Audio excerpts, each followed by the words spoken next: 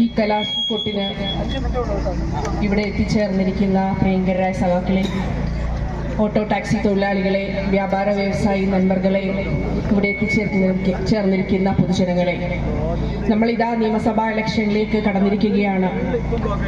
നമുക്കറിയാം, നമ്മുടെ സ്ഥാനാർത്ഥി, നമ്മുടെ പ്രിയങ്കരനായ നമ്മുടെ സ്ഥാനാർത്ഥി അഡ്വക്കേറ്റ് എ രാജ ആണ്.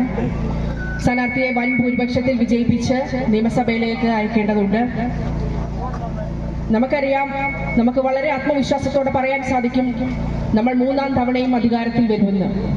എന്തുകൊണ്ടാണ് നമുക്ക് 3ാം തവണയും അധികാരത്തിൽ വരുമെന്ന് പറയാൻ സാധിക്കുന്നത്? കമ്മ്യൂണിസ്റ്റ് പാർട്ടി ഓഫ് ഇന്ത്യ മാർക്സിസ്റ്റിന്റെ പ്രിയങ്കരനായ നേതാവ് സഖാവ് പിണറായി വിജയൻ 10 വർഷക്കാലം കേരളം ഭരിച്ചു.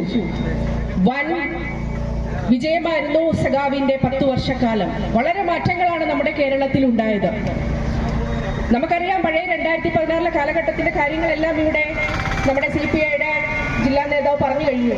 2016 മുതൽ 2021 മാറ്റം നമുക്ക് പ്രകടമാണ്. അത് ഓരോരുത്തരുടെയും ഓരോ ജനങ്ങളുടെയും ജീവിതത്തിൽ അത് അനുഭവവേദ്യം തന്നെയാണ്. നമുക്കറിയാം, പെൻഷൻ ഇല്ലായിരുന്നു, കുട്ടികൾക്ക് സ്കൂളുകളെല്ലാം വിൽപ്പനയ്ക്ക് വെച്ചിരുന്ന കാലമുണ്ടായിരുന്നു, പവർ കട്ടും ലോഡ് ഷെഡിങ്ങും ഉണ്ടായിരുന്ന കാലമുണ്ടായിരുന്നു. അതിനെല്ലാം മാറ്റം കുറിച്ചുകൊണ്ട് പവർ കട്ട് എന്താണ്, ലോഡ് ഷെഡിങ് എന്താണെന്ന് കൂടെ നമ്മുടെ കുട്ടികൾക്ക് അറിയാൻ മേലാത്ത ഒരു കാലമാണ് ഇപ്പോൾ ഉള്ളത്.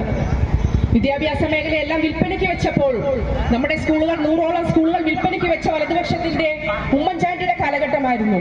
എന്നാൽ 300ഓളം സ്കൂളുകളെ കിഫ്ബി എന്ന പദ്ധതിയിൽ ഉൾപ്പെടുത്തിക്കൊണ്ട് സ്കൂളുകളെ എല്ലാം ഹൈടെക് ആക്കി മാറ്റിയ ഒരു കാലമായിരുന്നു നമ്മുടെ കാലം. പ്രിയമുള്ളവരെ, നമുക്കറിയാം, ചിന്നക്കനാൽ മേഖല എടുത്തു നോക്കിയാൽ നമുക്കറിയാം, D. കുമാർ എതിർ സ്ഥാനാർത്ഥിയെ ഇരുന്നു കൊണ്ട് നമ്മുടെ MLAക്ക് യാതൊരുവിധ കാര്യങ്ങളും നടപ്പിലാക്കാൻ സാധിക്കാതെ 3 വർഷം കേസിന്റെ പുറകെ പോകേണ്ട ഒരു സ്ഥിതി വന്നതുകൊണ്ടാണ് ഈ 3 വർഷക്കാലം നമ്മുടെ MLAക്ക് യാതൊരുവിധ ഫണ്ടും കയ്യിൽ ലഭിക്കാതെ ഒന്നും ചെയ്യാൻ പറ്റാതെ പോയത്. പ്രിയമുള്ളവരെ, അതിനുശേഷമുള്ള 6 മാസക്കാലം നിരവധി വികസന പ്രവർത്തനങ്ങൾ നടപ്പിലാക്കി. എന്നാൽ പലവിധ ടെൻഡറുകൾ എടുക്കാൻ സാധിക്കാത്തത് കൊണ്ടാണ് ചിന്നക്കനാൽ മേഖലയിലേക്ക് വികസനം എത്താഞ്ഞത്.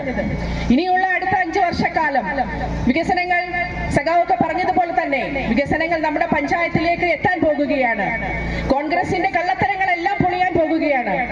ബസ്സിൽ ഫ്രീ ആയിട്ട് യാത്ര കൊടുക്കുമെന്ന് പറയുന്നു, 3000 രൂപ പെൻഷൻ കൊടുക്കുമെന്ന് പറയുന്നു. ഒരു 100 രൂപ പെൻഷൻ കൂടെ കൊടുക്കാൻ പറ്റാത്ത കാലഘട്ടത്തിലാണ് UDF ഇവിടെ ഭരിച്ചത്. പ്രിയമുള്ളവരെ, നമ്മുടെ സ്ഥാനാർത്ഥിയെ വൻ ഭൂരിപക്ഷത്തിൽ വിജയിപ്പിക്കുക എന്നുള്ളതാണ് നമ്മൾ അർപ്പിച്ചിരിക്കുന്ന കർത്തവ്യം. എല്ലാവരും വോട്ടുകൾ ചെയ്തുകൊണ്ട് 9ാം തീയതി ബൂത്തിലേക്ക് പോകുമ്പോൾ അരിവാൾ ചുറ്റിക നക്ഷത്രം